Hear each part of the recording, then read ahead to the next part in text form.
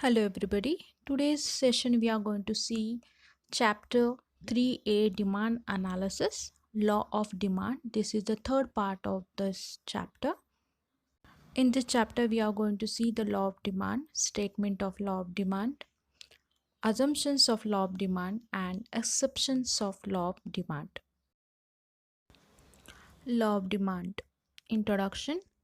Law of demand was introduced by Professor Alfred Marshall in his book Principle of Economics, which was published in 1890. The law explains the functional relationship between the price and quantity demanded. ये जो law है related to price और quantity demanded है, यानी उन दोनों के बीच में एक रिश्ता एस्टैब्लिश किया गया है लॉ ऑफ डिमांड में कि प्राइस से डिमांड कैसे चेंज होता है, क्यों होता है and what are the reason behind it. तो ये हो गया हमारा law of demand. Now let's see the statement of law. According to the professor Alfred Marshall, other things remains equal. कुछ ऐसे चीज़ें अगर उसको हम कांस्टेंट रखते हैं तो higher the price of the commodity, जब कमोडिटी की प्राइस हाई होती है, smaller is quantity demanded. Price ज़्यादा होने के वजह से लोग क्वांटिटी कम खरीदते हैं. And lower the price of the commodity, larger is a quantity demanded. जब कमोडिटी की प्राइस कम होती है तो लोग ज़्यादा से ज़्यादा क्वांटिटी डिमांड करते हैं, ज़्यादा से ज़्यादा कमोडिटी खरीदते हैं. This is the law of demand as well as statement of law. Symbolically, the functional relationship between the demand and price is expressed as dx is equal to f in bracket px. यहाँ पे d का मतलब है demand for a commodity, x is commodity, f function, px price of a commodity. Now assumption, first one, constant level of income. If the law of demand is to find true operate, then consumer income should remain constant. Consumer के income में कोई भी changes होने वाला नहीं है, वो same रहने वाला है. If there is a rise in income, people may demand more at a given price. अगर चेंजेस हो जाता है तो कंज्यूमर ज़्यादा डिमांड करेगा गुड्स, तो ऐसे केस में law of demand will not be true. Second point, no change in the size of population. It is assumed that the size of a population remains unchanged. ये assumption है, कुछ चीज़ें हम ऐसे सोचने वाले हैं कि वो constant रहने वाली है. So the size of the population is not going to change. Any change in the size of a composition of the population of the country affect the total demand for the product. Composition यानी male female ratio. अगर female ज़्यादा population हो जाता है तो भी demand के पर असर होगा, अगर मेल ज़्यादा होता है पॉपुलेशन तो भी डिमांड के पर असर होगा. इसीलिए ये लॉ का जब हम स्टडी करते हैं, there will be a no change in the size of population. Third one, the price of substitute goods remains constant. It is assumed that the prices of the substitute remains unchanged. Any change in the price of the substitute will affect the demand for the commodity. तो substitute goods में भी कुछ भी changes नहीं होने वाले. Prices of the complementary goods remains constant. It is assumed that the price of the complementary goods remains unchanged because the change in the price of one goods will affect the demand for the other. Fifth one, no expectation about the future change in prices. It is assumed that a consumer do not expect any future changes in the price in the near future. If a consumer expect a rise in the price in future, they may demand a more at a present even at a existing high price. तो यहाँ पे complementary goods में भी changes नहीं होने वाले, ना कि फ्यूचर प्राइजेस में. आप एक बात ध्यान रखिए, जो भी हमने देखा था डिटर्मिनेंट ऑफ डिमांड, वही सभी चीज़ें यहाँ पे आपको सिर्फ नो लगाना है। अगर आप ऑब्जर्व करेंगे, just go to the second part of this video, determinants of demand, जिसमें दिया था, सभी यही पॉइंट्स कवर किए थे।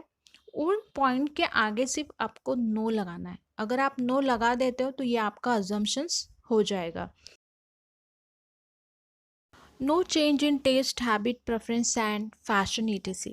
It is assumed that a consumer का taste, habit, preference, fashion etc कुछ भी बदलने वाला नहीं है, should remain unchanged. Any change in this factor will lead to change in demand. इसमें से एक भी अगर चेंज हो जाता है तो उसका असर डिमांड पर होगा, इसलिए ये सब चीज़ें कांस्टेंट, स्थिर होना ज़रूरी है। Seventh one, no change in the taxation policy. Taxation policy of the government has a great impact on the demand for the various goods and services. इसीलिए taxation policies में भी कुछ भी changes नहीं होगा, it will remain constant. Demand schedule table 3.3, price of the commodity X in rupees, और second column में दिया है quantity demanded of commodity X in kg. जब भी 50 रुपीज़ थी कमोडिटी की कीमत, तब हमने 1 kg खरीदा था। जब उसकी प्राइस थोड़ी कम हो गई, 40 kg थोड़ा सस्ता हो गया, तो हमने 2 kg खरीदा। आफ्टर डैट जब 30 रुपीज़ हो गया, तब हमने 3 kg खरीदा। उसके बाद जब 20 हो गया, we have purchase 4 kg of commodity, and after that जब भी वो और कम हो गए, 10 रुपीज़ पर kg हो गया, तब हमने खरीदे थे 5 kg ऑफ द क्वान्टिटी। इससे क्या पता चलता है कि जैसे प्राइस कम होती जाती है तो हम ज़्यादा से ज़्यादा कमोडिटी खरीदते हैं, क्योंकि वो सस्ती हो जाती है। सो demand shows that there is a inverse relationship between the price and the quantity demanded. As the price reduces, demand increases, और जब प्राइस राइज होती है तो डिमांड कम हो जाता है। डिमांड कर्व देखते हैं। OY axis shows price in rupees. OX axis shows quantity demanded in kg. DD is your demand curve sloping downward from left to right. नीचे downward sloping arrow बनाया है.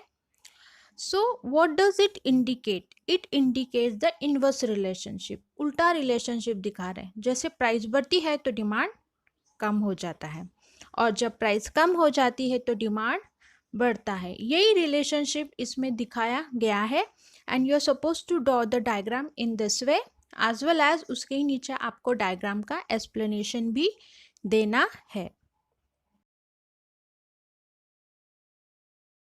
Following are the exceptions to the law of demand. First one है given paradox.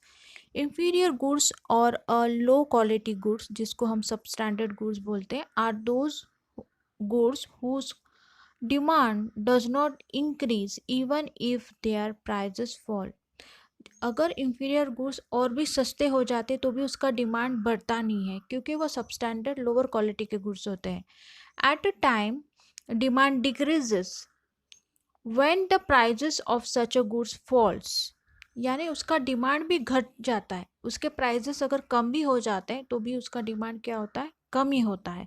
तो this is the exception. ये law of demand के खिलाफ काम करता है, क्योंकि लॉ ऑफ डिमांड क्या कहता है, प्राइजेस कम हो जाने के बाद your demand should increase. Same अगर जब प्राइस बढ़ जाता है तो आपका डिमांड कम होना चाहिए। ये केस थोड़ा उल्टा है। इसमें जब भी इंफीरियर गुड्स का प्राइस कम भी हो जाता है तो भी उसका डिमांड बढ़ता नहीं है।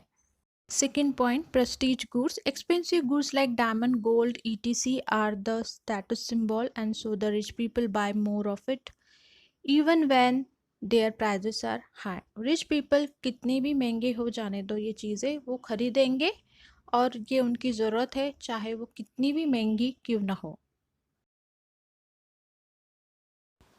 Third point, speculation. The law of demand does not hold true when the people expect the price to rise still further. In this case, although the prices have rise today, the consumer will demand more in expectation to of further rise in the price. For example, the prices of oil, sugar, etc. tends to rise before Diwali. Diwali से पहले ही तेल और sugar के भाव जो है, कीमत जो है, बढ़ जाती है। और पीपल खरीदते जाते हैं, so the people go on purchasing more at a higher rate. आज उसका भाव बढ़ चुका है तो भी पीपल वो खरीदते ही है, as they anticipate that the price में राइज ड्यूरिंग दिवाली। उनका ये ख्याल होता है कि जैसे दिवाली पास आएगी या दिवाली आने का समय हो जाएगा तो और ज़्यादा प्राइस बूट हो सकते हैं, बढ़ सकते हैं, इसलिए वो और भी ज़्यादा खरीदारी करते रहते हैं। And so this is the point of speculation which is an exception to the law of demand. Fourth point, price illusion. Consumer have an illusion that a higher price goods are of the better quality. काफ़ी लोगों की ये सोच होती है जितने goods महंगे होते हैं वो अच्छे ब्रांडेड और अच्छे क्वालिटी के गुड्स होते हैं। Therefore, the demand for such a goods tends to increase with a rise in their price. For example, the branded product which are expensive are demanded even at a higher price. तो branded product लोग खरीदते हैं क्योंकि वो महंगे होते हैं और उनकी ये सोच है कि वो अच्छे क्वालिटी के होते हैं। Fifth one, ignorance. Sometimes, due to the ignorance, the people buy a more of a commodity at a higher rate. This may happen when the consumer is ignorant about the price of that commodity at other places. काफ़ी बार consumer को कुछ knowledge नहीं होता है price क्या है market में कैसा है, और उसके वजह से वो बहुत बार ऐसे हो जाता है unnecessarily they pay a more for the certain commodity. Sixth point, habitual goods. Due to the habit of consumption, certain goods like tea is purchased in required quantity even at a higher price. अगर आपको किसी food की या किसी product की habit हो तो वो चीज़ कितनी भी महंगी हो जाए आप उसको खरीदेंगे।